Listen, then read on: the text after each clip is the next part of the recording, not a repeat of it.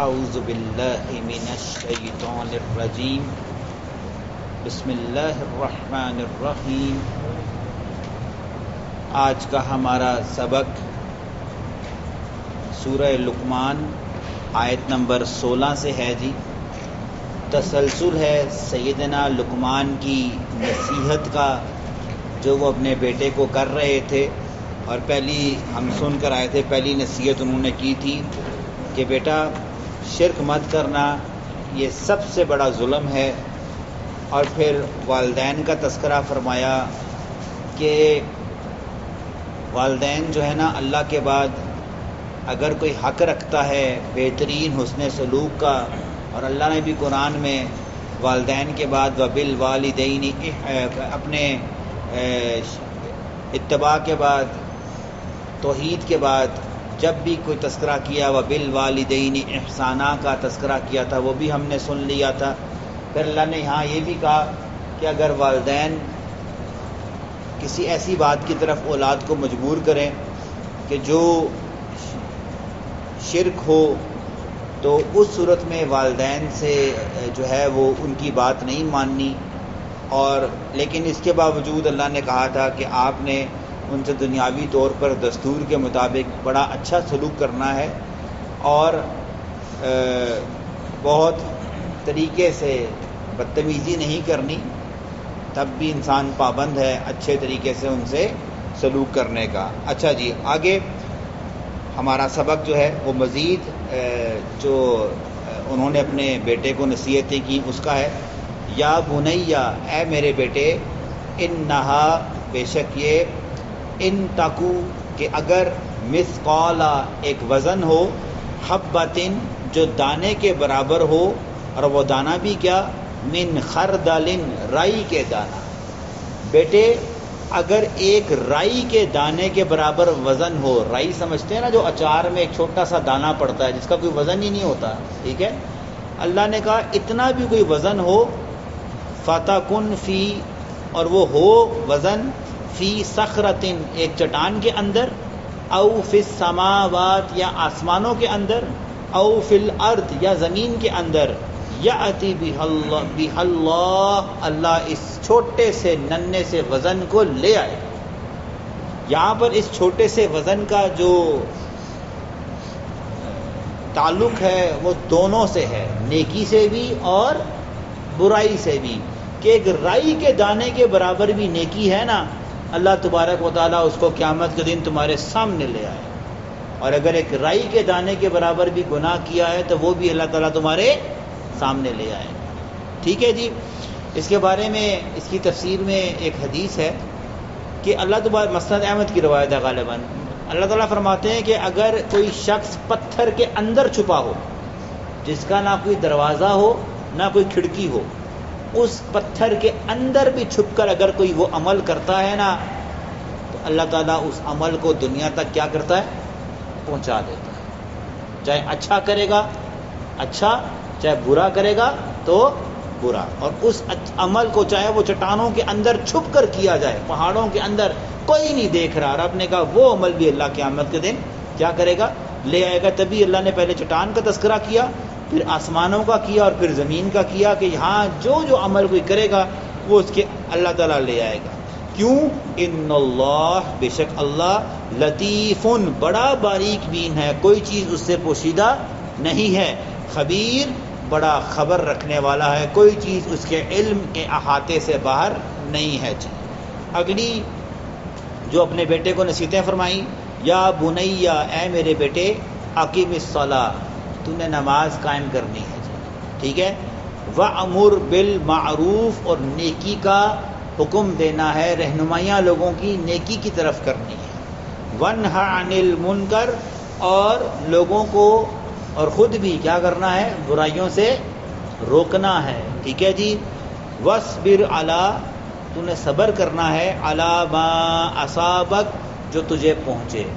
ظاہری بات ہے جب آپ لوگوں کو نیکی کا حکم دیں گے، برائی سے روکیں گے، لوگ یہ تو نہیں کہیں گے ہاں جی بہت شکریہ مہربانی، آگے سے آپ کو بڑی کڑوی باتیں، بڑی غصے والی باتیں، بڑی ناراضگی، بڑی گالیاں تک بھی سننے کو مل جائیں گی۔ تو اللہ نے کہا وَاصْبِرْ عَلَىٰ مَا أَصَابَكَ، لقمان علیہ السلام نے اپنے بیٹے سے کہا کہ جب آگے سے لوگ تجھے نیکی کے معاملے میں، جب تو ان کو نیکی کی طرف رہنمائی کرے، توحید کی طرف رہنمائی کرے، اور جب تو انہیں برائی سے روکے گا تو لوگ تجھے بڑی تکلیفیں دیں گے.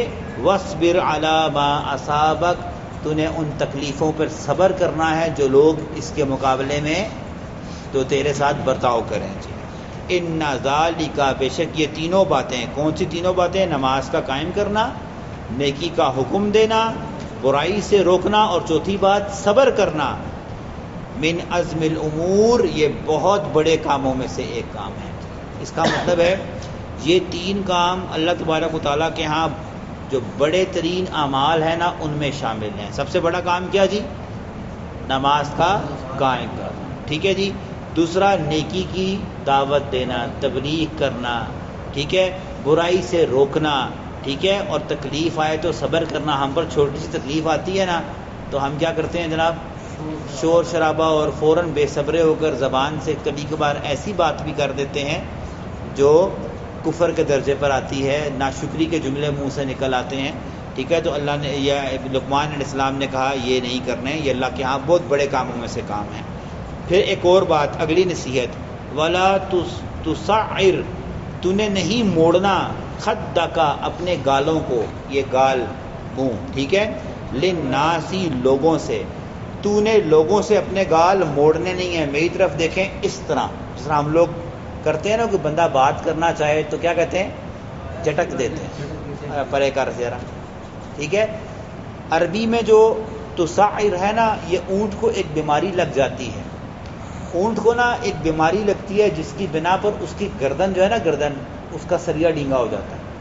تو اونٹ کا منہ ایسے ہو جاتا ہے، اچھا لکوا ٹائپ نہیں ہوتا، یعنی منہ سیدھا نہیں رہتا، اس کا منہ کیا کرتا ہے؟ مڑ جاتا ہے. تو اللہ نے ایسا ہی جملہ استعمال کیا کہ تو نے لوگوں کو دیکھ کر نا یوں غصے سے، تحقیر سے، نفرت سے، اس کو چھوٹا سمجھتے ہوئے منہ نہیں، اپنے گالوں کو نہیں پھیرنا. وَلَا تَمْشِي فِي الْأَرْضِ، اگلی نصیحت، اور تم نے نہیں چلنا زمین پہ مارہا، اکڑ اکڑ کر، زمین پر تکبر کے ساتھ نہیں چلنا. اپنی تخلیق پر غور کرتے ہوئے جو ہے نا عاجزی کے ساتھ زمین پر چلنا ہے، اکڑ اکڑ کر نہیں چلنا. کیوں جی؟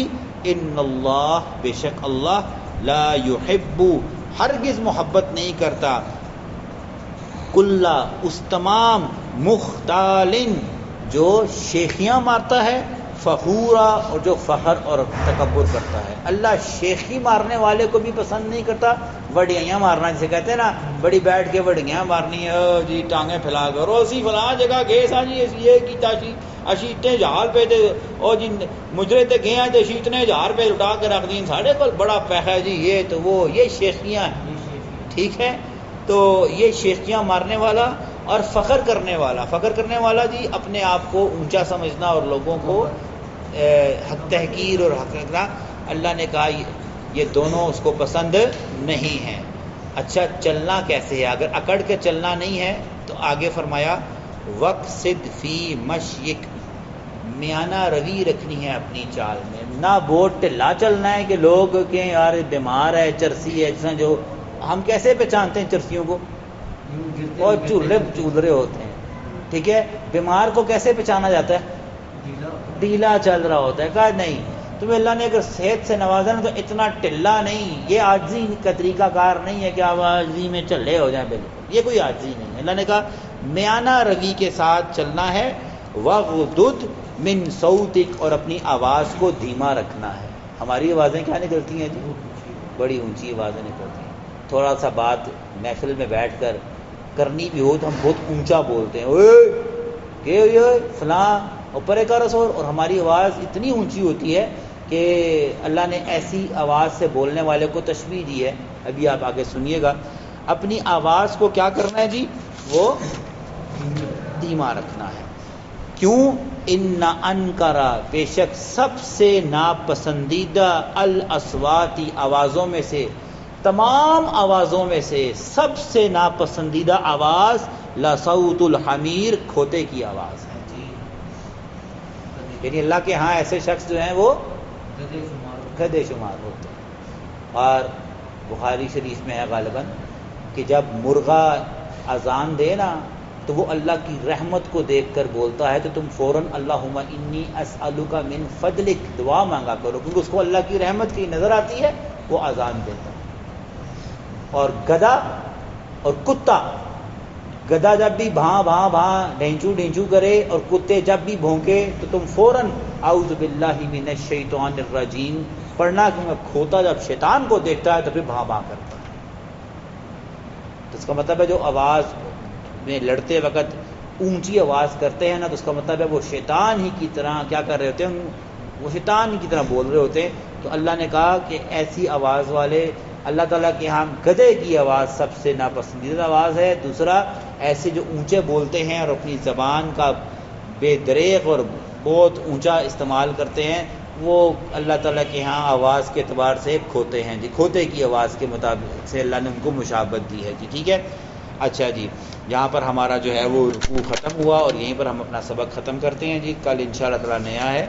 تو اس کو یہ بات سمجھنی بہت ضروری ہے جی کہ ہمیں اپنے معاملات میں جب اپنی گفتگو کرنی ہے نا تو تحمل، مزاج اور شائستگی کو اللہ تبارک و تعالیٰ نے مومن کی علامتوں میں سے قرار دیا ہے، اور گالیاں دینا، اونچا بولنا یہ عقل مند لوگوں کا شیوا نہیں ہے، اس کو اللہ نے گدھے کی آواز سے تعبیر فرمایا ہے۔ اللہ تعالیٰ ہمیں جو ہے نا وہ سنا اسے سمجھنے کی اور اس کے مطابق عمل کرنے کی